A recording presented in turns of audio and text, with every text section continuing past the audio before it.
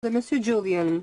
M. Julian, appuyé par son collègue, propose que la Chambre se souvienne de la résolution qu'elle a adoptée le 8 mars 2017 dans laquelle elle demandait au gouvernement de tenir sa promesse de plafonner l'échappatoire lié aux options d'achat d'actions et de prendre des mesures énergiques pour s'attaquer aux paradis fiscaux et que la Chambre demande au gouvernement de respecter ce vote en veillant à inclure ce plafond et ces mesures dans le budget de 2018. Honorable député de New Westminster, Burnaby. Et comme vous savez, dans ce coin du Parlement, on ne va jamais lâcher en travaillant toujours pour établir un système équitable d'impôts. On trouve ça trop important pour les Canadiennes et les Canadiennes qui nous écoutent aujourd'hui.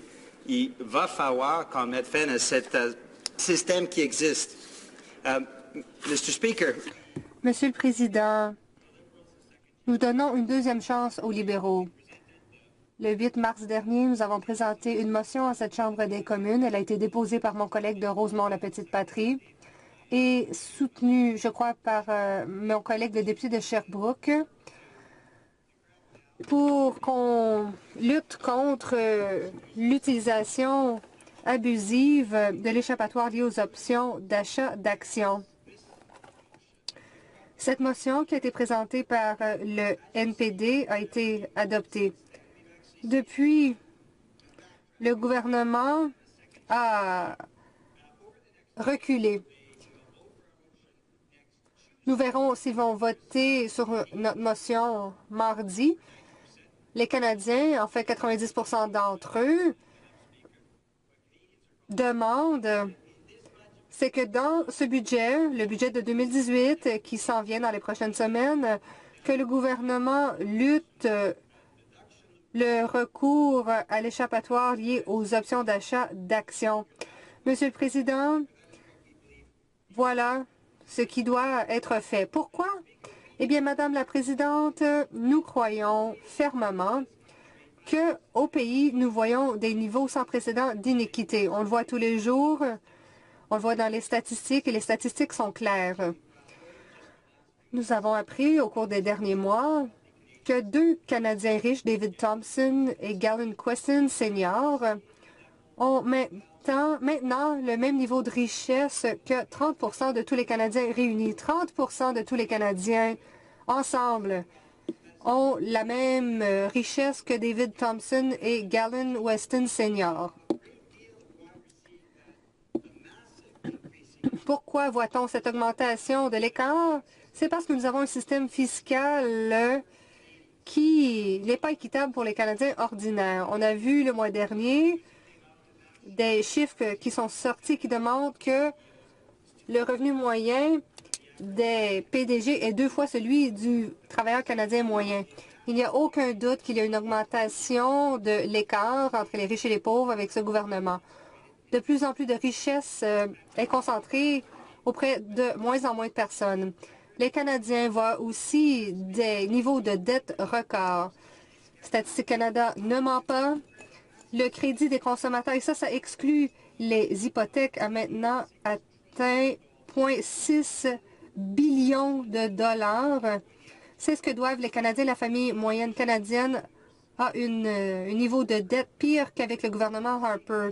Ce qu'on voit, Madame la Présidente, c'est que cette dette est en train d'augmenter. Il s'agit d'un niveau important de dette familiale. Quelles mesures le gouvernement a-t-il mis en place pour mettre fin aux inéquités fiscales avec les options d'achat d'actions et les paradis fiscaux? Madame la Présidente, depuis que nous avons adopté cette motion le 8 mars, on n'a pas vu beaucoup de mesures. Bon, quand on parle des options d'achat d'actions et de l'échappatoire, on ne parle pas d'un échappatoire dont les Canadiens profitent de façon générale. Le 8 janvier 2018, le Toronto Star a dit ce qui suit dans son éditorial au sujet de cette question concernant l'équité fiscale.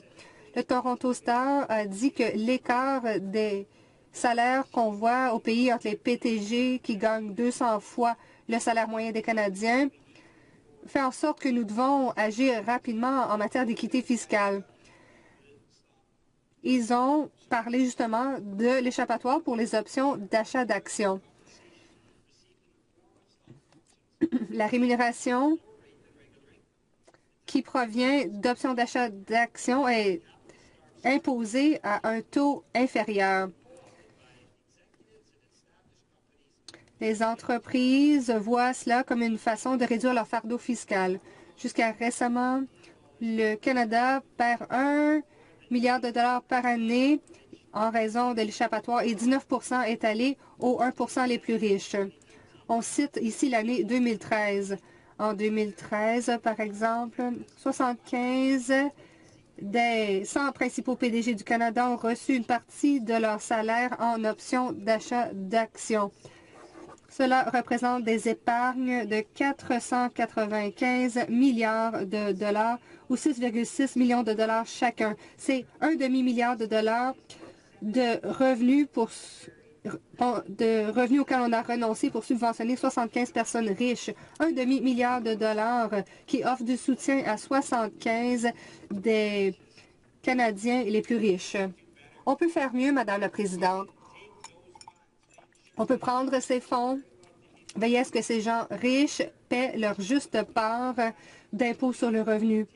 Nous devons veiller à nous occuper des Canadiens. Voilà ce que nous proposons. Quand on parle des options d'achat d'actions qui sont concentrées, un demi-milliard pour subventionner 75 personnes très riches, on peut voir le tort que ça peut causer aux autres Canadiens. Mais ce n'est pas tout, Madame la Présidente. Voyons ce qui se passe et ce que la CCPA a indiqué. On voit ce qui s'est passé avec le taux d'imposition des entreprises. Le taux des sociétés est en baisse en termes de pourcentage.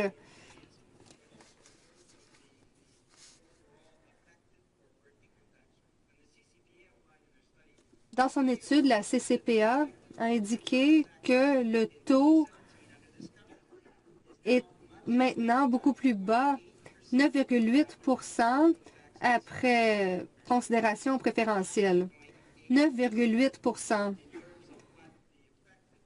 Voilà le taux pour le secteur corporatif. Si vous êtes un constructeur de la construction, vous ne payez pas 9,8 de taux d'imposition. Je vous l'assure. Les Canadiens, les gens de ma famille paient leur juste part d'impôts. Ils travaillent fort et ils veulent contribuer parce qu'ils croient que cela contribue au bien commun. Madame la Présidente, ce bien commun est miné par les écarts grandissants. Nous avons un système fiscal qui est injuste.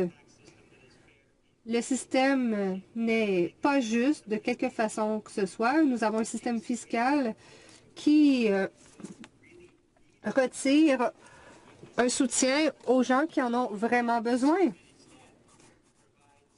Le système plutôt investit un demi-milliard de dollars dans 75 PDG parmi les plus riches au Canada. Lorsque nous avons adopté cette motion l'année dernière, on s'attendait à ce que le gouvernement prenne des mesures. Ça n'a pas été le cas. Le gouvernement a maintenant l'occasion, avec notre motion aujourd'hui, de prendre des mesures dans le budget de 2018. Il doit lutter contre l'utilisation abusive des options d'achat d'actions. Dans notre motion l'année dernière, nous avons aussi parlé des paradis fiscaux. C'est un problème grandissant. On parle ici d'argent qui devrait être payé en impôt sur le revenu au Canada. Pourquoi le taux d'imposition effectif est si bas? C'est en raison des paradis fiscaux, de l'argent qui est transféré à l'étranger.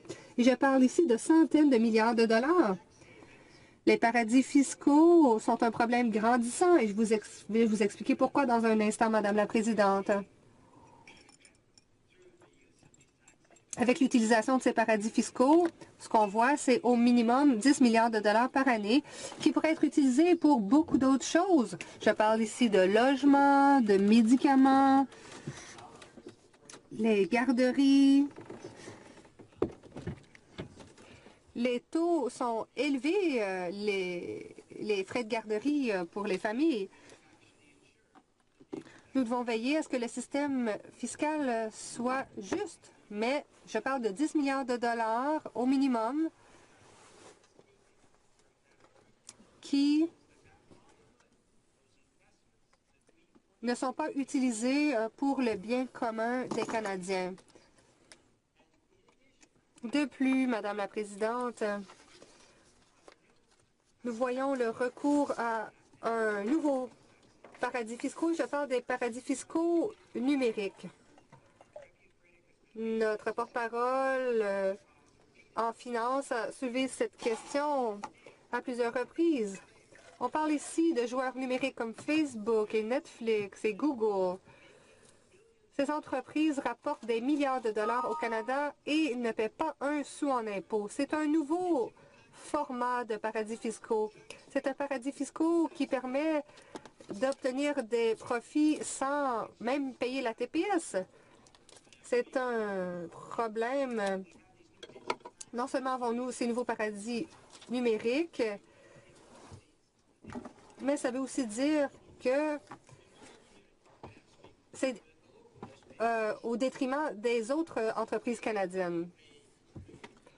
Un journal local de ma circonscription connaît de grandes difficultés parce que celle-ci doit payer sa part d'impôt pour contribuer au pays, mais les concurrents échappent à l'impôt en ayant recours aux échappatoires fiscaux digitaux. Ça a des répercussions considérables sur notre économie, sur notre industrie de la culture, et pourtant le gouvernement se croise les bras. Alors, lorsqu'on parle de mesures actives d'équité fiscale, on parle de prendre des mesures agressives pour s'attaquer à ces paradis fiscaux numériques qui permettent à des entreprises canadiennes de payer leur juste part d'impôt à hauteur de plusieurs milliards de dollars. On peut mieux faire. J'ai mentionné il y a quelques minutes sur la question des paradis fiscaux. J'ai déjà parlé un peu de toutes ces questions des paradis fiscaux digitaux.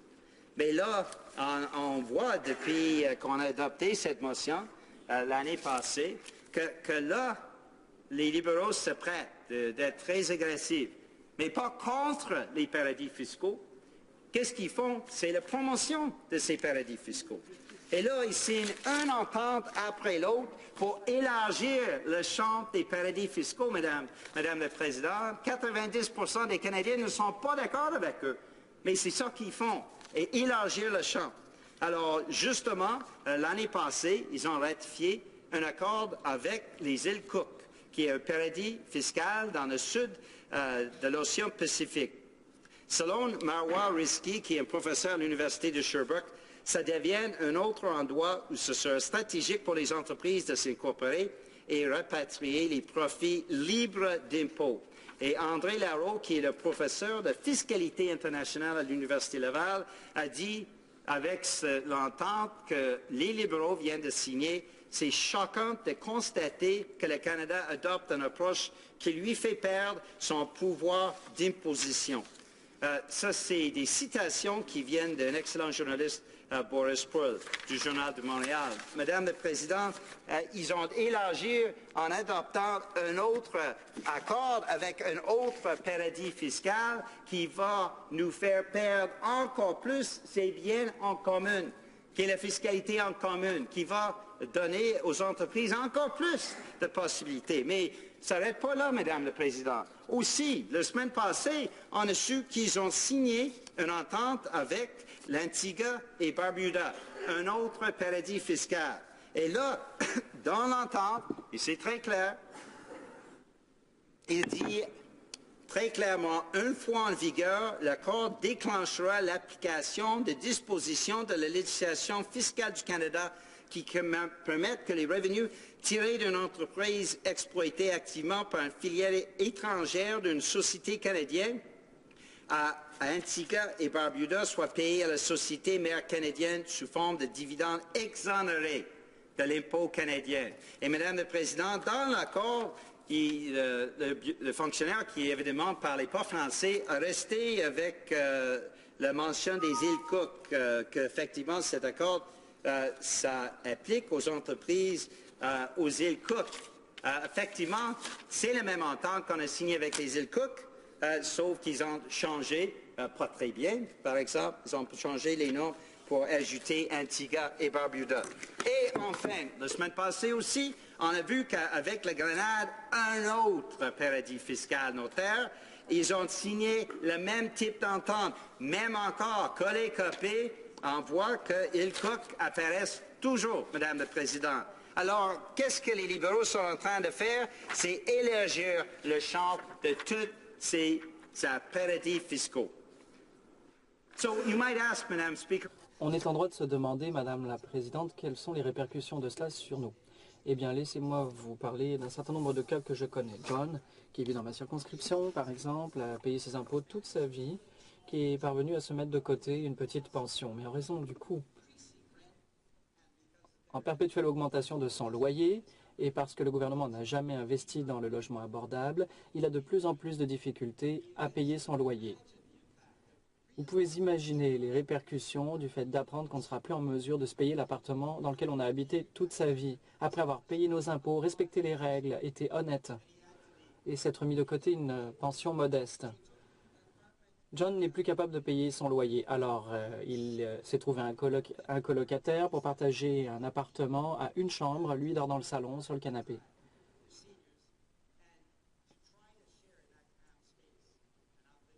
Un appartement partagé par deux aînés parce qu'ils n'ont pas les moyens de se payer un appartement plus grand. C'est un travailleur qui est entré en contact avec lui. On l'a trouvé allongé sur le sol d'un stationnement intérieur d'Edmonton parce qu'il n'était pas en mesure de se payer un appartement.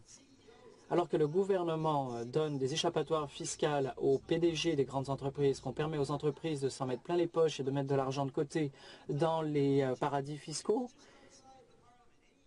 laissez-moi vous rappeler le triste sort de Jim, qui lui dort dehors tous les jours, quelque part entre le Parlement et le Château Laurier, dans ce coin-là.